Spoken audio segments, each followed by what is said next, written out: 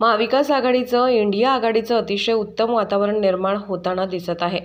उद्धव ठाकरेंच्या दौऱ्यालाही चांगला प्रतिसाद मिळत आहे। कोण युती करतं यापेक्षा आमची ताकद कशी वाढेल यावर आमचं लक्ष आहे। उद्धव ठाकरे भाजपसोबत असताना भाजपला कोणाचीही गरज नव्हती। भाजपला उद्धव ठाकरेंचं महत्त्व कळून चुकलं असेल। उद्धव ठाकरे यांची भरपाई करण्यासाठी पहिल्यांदा त्यांना शिवसेना फोडून एकनाथ शिंदे यांना मुख्यमंत्री करावं लागलं। त्यानेही भागलं नाही म्हणून राष्ट्रवादी फोडून अजित पवार यांना उपमुख्यमंत्री करावं लागलं। त्यानंतर त्यांना काँग्रेस फोडावी लागली। आता मनसेलाही सोबत घेत आहेत।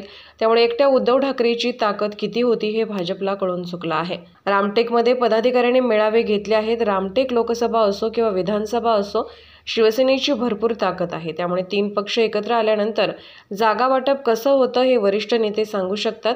हा शिवसेनेचा गड आहे। उमेदवार वरिष्ठ ठरवतील। प्रकाश आंबेडकरांनी महाविकास आघाडी सोबत यावं अशी प्रत्येकाची इच्छा आहे।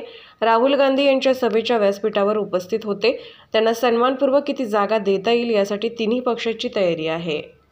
आज इकडनं आम्ही आता यवतमाळच्या दिशेने चाललो आहोत आणि अत्यंत चांगला प्रतिसाद आमच्या या संपूर्ण युवा सेना, युवक काँग्रेस आणि राष्ट्रवादी युवक काँग्रेसच्या मेळाव्याला मिळत आहे।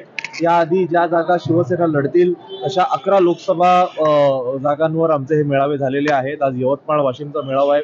हा देखील अतिशय याला चांगला प्रतिसाद मिळेल अशी मला आशा आहे, अपेक्षा आहे आणि त्यामुळे महाविकास आघाडीचं, इंडिया आघाडीचं अतिशय उत्तम वातावरण या संपूर्ण राज्यामध्ये निर्माण होताना दिसते। उद्धव ठाकरे साहेबांच्या दौऱ्यांना कसा प्रतिसाद मिळतो ते आपण पाहतायत। आता हिंगोलीच्या दौऱ्यावर आहेत। शरद पवार साहेब यांचे देखील महाराष्ट्रभर दौरे सुरू आहेत। राहुल गांधी साहेबांची नुकतीच यात्रा महाराष्ट्रातून गेलेली आहे आणि त्यामुळे कोण आता युती करतंय, कोण नाही करत आहे याही पेक्षा आमची ताकद कशी वाढेल याकडे आमचं लक्ष आहे आणि मला पूर्ण खात्री आहे की जास्तीत जास्त जागा या महाविकास आघाडी आणि इंडिया आघाडी जिंकेल। मनसे आणि भाजपच्या युतीकडे शिवसेना तुम्ही कसं बघता? याकडे मी असं पाहतो की ज्या वेळेला म्हणजे उद्धव ठाकरे साहेब हे भाजप सोबत होते त्यावेळी भाजपला या कोणाचीही कधी गरज पडली नाही। म्हणजे भाजपला आता कळून चुकलं असेल की उद्धव ठाकरे साहेबांची ताकद किती होती। एकटे उद्धव ठाकरे साहेब हे भाजपपासून दूर गेल्यानंतर उद्धव ठाकरे साहेबांची कमी भरून काढायला भाजपला सगळ्यात आधी शिवसेना फोडावी लागली। एकनाथ शिंदेना मुख्यमंत्री करावं लागलं तरी उद्धव ठाकरे साहेबांची कमी भरत नाही म्हणून त्याच्यानंतर त्यांना राष्ट्रवादी फोडावी लागली। अजित पवारांना उपमुख्यमंत्री करावं लागलं। त्यानंतर सुद्धा उद्धव ठाकरे साहेबांची त्यांना कमी भरता आली नाही म्हणून त्यांना काँग्रेस फोडावी लागली। त्यानंतर सुद्धा त्यांना उद्धव ठाकरे साहेबांची कमी भरता येत नाही म्हणून आता मनसे सोबत लागते। म्हणजे एकट्या उद्धव ठाकरे साहेबांची ताकद किती होती हे आता भाजपला कळून चुकलं असेल। तुमचं कल्याण लोकसभेसाठी तुमचं आणि सुषमा आमदारांचं नाव चर्चेत आहे। तुम्ही लढण्यास इच्छुक आहात का? नाही बघा, माझ्यावर आता पक्षाने सचिव पदाची जबाबदारी दिल्या असल्या कारणाने सध्या तरी जिथे जिथे शिवसेनेचे उमेदवार असतील त्या ठिकाणी जाऊन शिवसेनेचे उमेदवार विजयी करण्याकरता मेहनत घेण्याचं काम मी करतोय। मी म्हणालो तसं याआधी आम्ही 10 मतदारसंघांमध्ये जाऊन असे मेळावे घेतलेले आहेत। आज यवतमाळ आणि वाशिमचा मेळावा आहे आणि त्यामुळे त्या दृष्टिकोनातून आमचं काम सुरू आहे। उमेदवार कोण असतील, काय असतील हे उद्धव ठाकरे साहेब ठरवतील। जो कोण उमेदवार असेल, फक्त कल्याणच नाही, महाराष्ट्रातल्या सगळ्या जागांबाबत मी सांगतो, जो कोण उमेदवार असेल त्याकरता शिवसेना, राष्ट्रवादी आणि काँग्रेस आणि माझ्यासारखे असंख्य कार्यकर्ते आम्ही सगळे मिळून त्याला विजय करण्याचा प्रयत्न करू।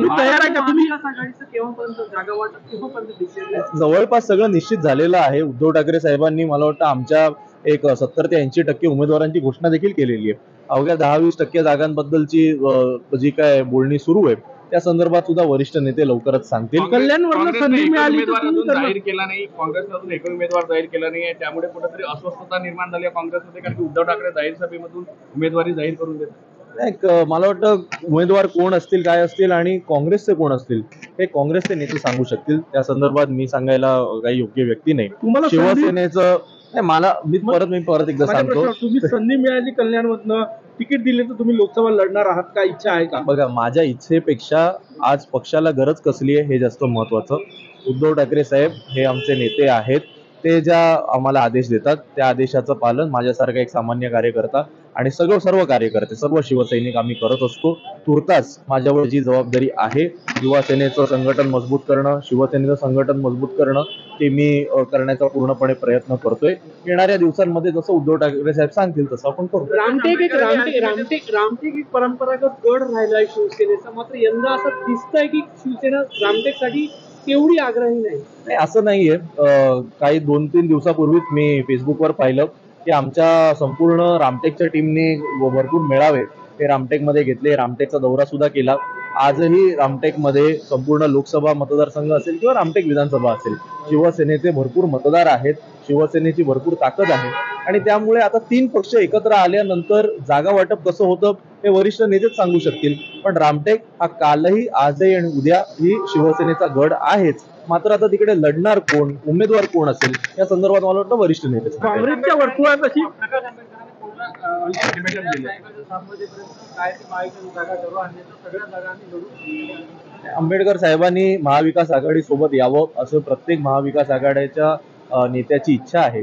खरं तर परवा जेव्हा राहुल गांधी साहेबांची दादर येथे शिवतीर्थावर सभा झाली तेव्हा देखील ते व्यासपीठावर उपस्थित होते आणि त्यामुळे त्यांना देखील सन्मानपूर्वक किती जागा देता येतील या संदर्भात सुद्धा शिवसेनेची तयारी आहे, काँग्रेसची आहे, राष्ट्रवादीची आहे. आता निर्णय हा त्यांनी घ्यायचा आहे, त्यामुळे जो काही निर्णय ते घेतील पाहूया. महाविकास आघाडीने त्यांना अल्टिमेटम दिला, एक तर तुम्ही सोबत या, नाहीतर मग तुमच्याशिवाय आम्ही लढू असं. मला या संदर्भात तुम्ही युवकाचं नेतृत्व करता आगामी लोकसभेमध्ये किती युवकांना स्थान मिळू शकते? केवळ युवकांनाच संधी मिळायला पाहिजे किंवा युवक संघटनांच्याच पदाधिकाऱ्यांना संधी मिळायला पाहिजे या मताचा मी नाही. विनेबिलिटी पाहायला पाहिजे. आज भाजप समोर लढताना कोणता उमेदवार हा भाजप आणि त्यांच्या मित्रपक्षांना पराभूत करू शकतो हे पाहूनच सर्व वरिष्ठ तिकीट देणार आहेत. त्यामुळे उमेदवार महाविकास आघाडीचा हा युवक असो किंवा कोणी असो तो कसा विजयी होईल याकरता सगळ्या युवकांनी प्रयत्न करावे.